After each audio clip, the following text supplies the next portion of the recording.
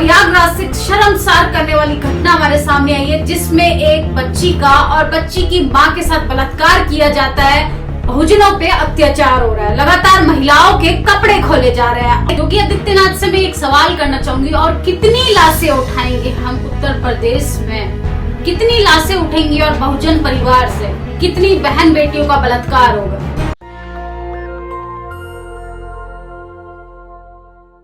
नमस्कार, मैं निधि रतन, आप देख रहे हैं नेशनल दस्तक।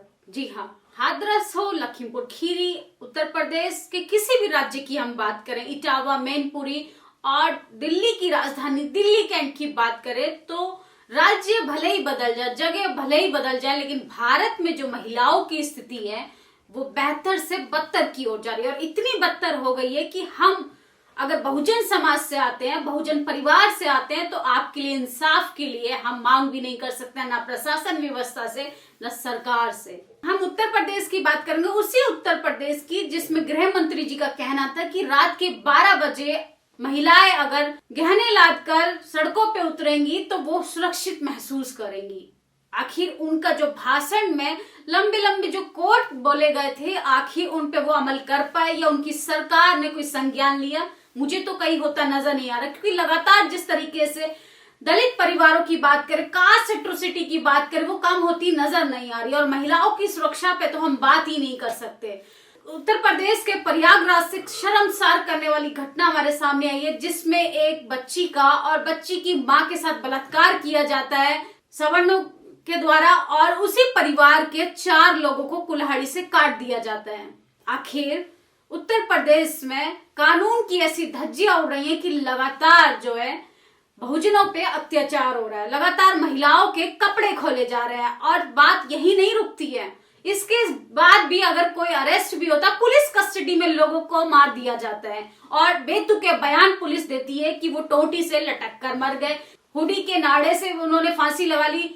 मतलब सोचकर रोंगटे खड़े हो जाते कि आखिर उत्तर प्रदेश की तस्वीर हमारे सामने दिखाई कुछ और जाती है और उसकी असलियत ग्राउंड में कुछ और है।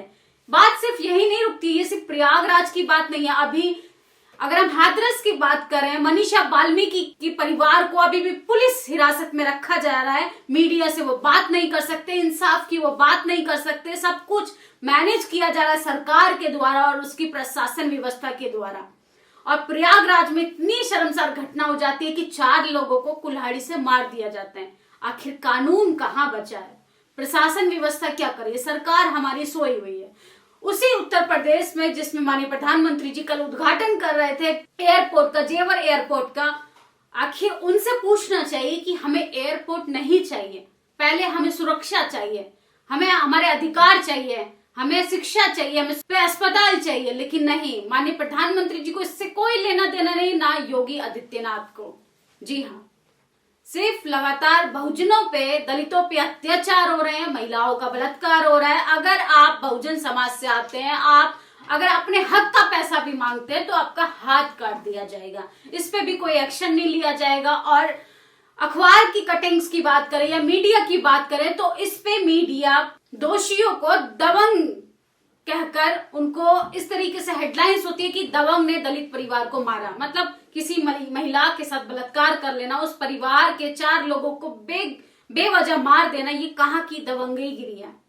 जी हाँ, और अगर हम मीडिया कर्मियों से बात करते हैं तो कहते हैं कि जातिवाद कहाँ पर है, कि जातिवाद कहाँ है, हम तो नहीं मानते जातिवाद। ये उसी जातिवाद का असर है कि आखिर महिलाओं के साथ, दलितों के साथ, बहुजनों के साथ लगातार इस तरीके से वारदात होती रहती है और हमारी पुलिस कोई संज्ञान नहीं लेती है, कोई एक्शन नहीं लेती है। उल्टा अगर रिपोर्ट भी, प्रेशर में कोई रिपोर्ट भी दर्ज करा देता है, उल्टा इन्वेस्टिगेशन नहीं होती है और पुलिस कस्टडी में उन्हीं की उल्टा मौत हो जाती है। आखिर किस उत्तर प्रदेश में, उसी उत्तर प्रदेश की तस्वीरों की हम बात करें जिसमें हमें एक अच्छा महफूज राज्य, सर्वश्रेष्ठ राज्य का सपना दिखा रही है हमारी सरकार।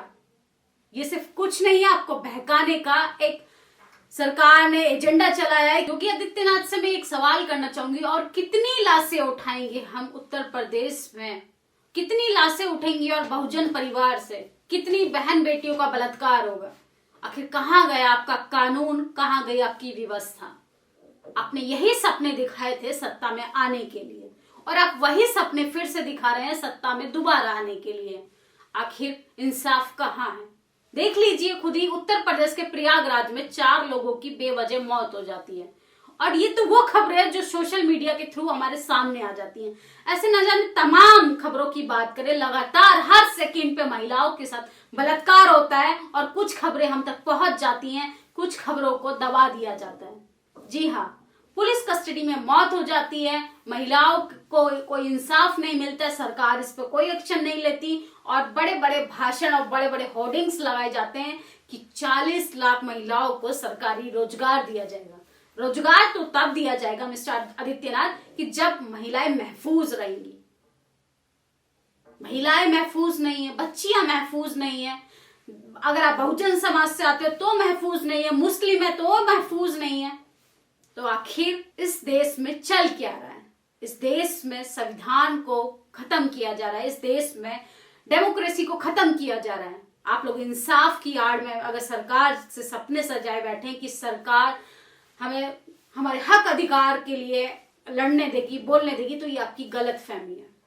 क्योंकि सरकार सिर्फ सत्ता में आने के लिए आपको झूठे झूठे वादे करेगी, झूठे झूठे वादों से भरे होर्डिंग्स लगाएगी, लेकिन आपके मुद्दों पे, असल मुद्दों पे बात नहीं करेगी।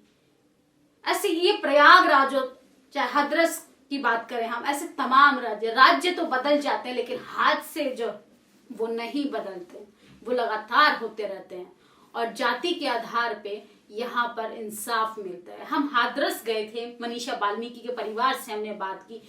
पुलिस कस्टडी में वो लोग इतने डरे सहमे थे कि वो हमसे बात करते हुए घबरा रहे थे, और उनका कहना था कि हम अपने आप को डरा महसूस करते हैं क्योंकि जो मनीषा वाल्मीकि के साथ बर्बरता की, उन लोगों ने हमें धमकी दी है जान से मारने की। सोचिए, परिवार डरा सहमा रहता है पुलिस कस्टडी में, वो मिल नहीं सकता, उसकी आजादी खत्म हो गई है। आखिर हम किस समय में जी रहे हैं? उसी 21वीं सदी की बात कर रहे हैं, और ये किसी अफगानिस्तान की तस्वीरों की बात नहीं कर रही हूं मैं, ये पाकिस्तान की बात नहीं कर रही हूँ, ये भारत की बात कर रही हूँ। भारत के उसी उत्तर प्रदेश की जो सर्वश्रेष्ठ राज्य का हमारे मुख्यमंत्री सपना दिखाते हैं, ये वही सर्वश्रेष्ठ राज्य है उत्तर प्रदेश। जैसे जैसे चुनाव नजदीक आएगा, वैसे वैसे नई नई अवधारणाएं आपके सामने रखी जाएंगी कि बहुजनों को नौकरी देंगे, तमाम युवाओं को रोजगार दिया जाएगा, आपके स्वास्थ्य पे बात होगी। लेकिन असल में क्या हो रहा है? असल में आपके परिवार के 4 लोगों को बेगुनाह मार दिया जाता है। असल में आपकी बेटी के साथ बलात्कार किया जाता है, रातों रात पुलिस उसे जला देती है। शर्म आती है कभी कभी तो कि हम कैसे व्यवस्था के समय में हम जी रहे हैं कि जिसमें कानून की धज्जियां उड़ा दी जा रही है, जिसमें संविधान को खत्म किया जा रहा है, जिसमें डेमोक्रेसी को खत्म किया जा रहा है, जिसमें व्यक्ति के अधिकारों को खत्म किया जा रहा है। व्यक्ति को एयरपोर्ट नहीं चाहिए, व्यक्ति को मंदिर नहीं चाहिए, इंसान को अपनी डिग्निटी पे सवाल करना चाहिए। यहाँ पे कोई व्यक्ति महफूज नहीं है, महिलाएं महफूज नहीं है। सोचिए, उत्तर प्रदेश चुनाव नजदीक आ रहा है, हम लोग खुद डरे रहते हैं कि पत्रकार होने के बाद हमें खुद डर लगता है कि आखिर उत्तर प्रदेश में रिपोर्टिंग के दौरान हमारे साथ कोई हादसा ना हो जाए। इस तरीके से जो ग्राउंड की रिपोर्ट है हमारे सामने आती है, डर लगता है उसी उत्तर प्रदेश में जिसके मुख्यमंत्री योगी आदित्यनाथ हैं।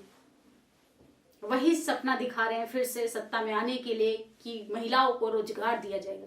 रोजगार नहीं चाहिए महिलाओं को, सबसे पहले उनकी इज्जत बचाइए। आप खुलेआम उनके कपड़े खोले जा रहे हैं। अगर आप उनकी इज्जत बचाने में सफल रहे तो नौकरी, मान, प्रतिष्ठा तो वो खुद पालेंगे। आप उनको महफूज रखिए, क्योंकि बात सिर्फ उत्तर प्रदेश की नहीं है, बात पूरे भारत की है। आप लोगों की क्या प्रतिक्रिया है कि आपके राज्य में भी अगर इस तरीके की घटना है तो आप लोग हमें कमेंट बॉक्स में जरूर बताएं। हम आपकी आवाज को दुनिया को दिखाएंगे, सरकार को दिखाएंगे और वहां की प्रशासन व्यवस्था को दिखाएंगे।